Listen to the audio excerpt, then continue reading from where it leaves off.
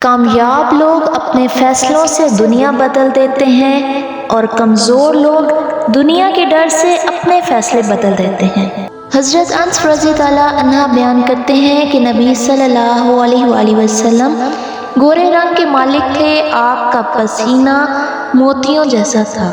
جب آپ چلتے تو آگے کی طرف جھک کر چلتے تھے۔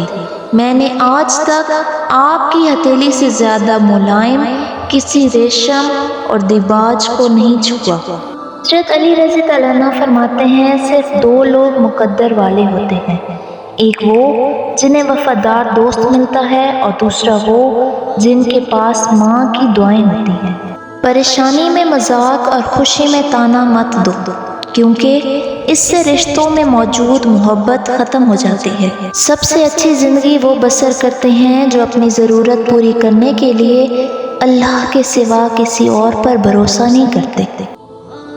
جو شخص سجدوں میں روتا ہے اسے تقدیر پر رونا نہیں پڑتا۔ ہمارے معاملات ہمارے اختیار میں نہیں ہوتے، مگر اطمینان رکھیں کہ جس کے اختیار میں ہوتے ہیں وہ بڑا رحیم اور کریم ہے۔ جن میں اکیلے چلنے کے حوصلے ہوتے ہیں ایک دن انہی کے پیچھے قافلے ہوتے ہیں۔ عزت کے موتی پر ذرا بھی میل آ جائے تو سینکڑوں دریا بھی اسے دھو نہیں سکتے۔